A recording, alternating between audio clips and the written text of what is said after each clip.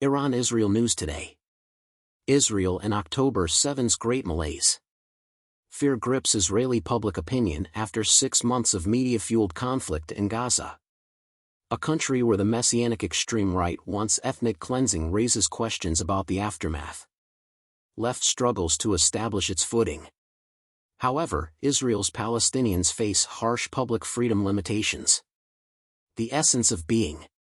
October 7th brought Jewish memory's darkest and most terrible past to light. What to make of this new reality? What happens when Israel's ideology collapses? Could the present experience, which strips Israel of its most essential ontological character, render this state obsolete? Today, Israel and the Jews face an abyss because to the threat and these questions.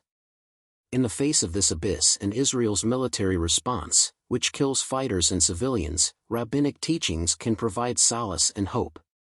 Resisting the full meaning of biblical lines and always alert to fresh resonances, the rabbinic tradition might open up unanticipated perspectives that one should ingenuously allow to arise from the text. Does not the genius of the masters of the tradition call them to tirelessly bring forth from past uncharted paths that, when all hope appears lost, would challenge the darkness of the world and souls? Eliezer Berkovitz, a leading contemporary Judaist, defined halakha as the bridge over which the Torah enters the realities of history.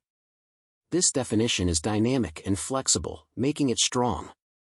A dynamic that rejects the idea of a conflict between the Torah and the world, since Judaism is where a people's tradition meets the complexity of reality, constantly to be defined. When the cornerstone of never again has suddenly disappeared, wouldn't it be nice to say that Israel is where Judaism meets history? Israel's ontological foundation for historical adaptation.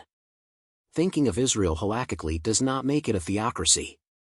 It means seeing Israel's founding as the dynamic of a Jewish project that adapts a people's tradition to history.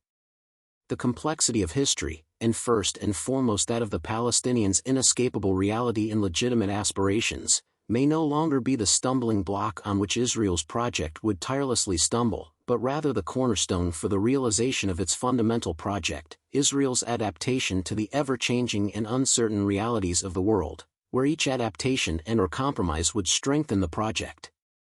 Then, as Isaiah said, whoever leans on it will not be reduced to fleeing. The most obscure and bitter Jewish memory returned on October 7th. What to make of this new reality? What happens when Israel's ideology collapses? Could the present experience, which strips Israel of its most essential ontological character, render this state obsolete? Today, Israel and the Jews face an abyss because to the threat and these questions, does Israel represent virtue, a light for the nations? No. Is it wrong to subjugate another people with glee and lose its essence in religious, racial ethnocentrism? Neither is it. Israel is no longer a pioneering, kibbutz, or humanized socialist state.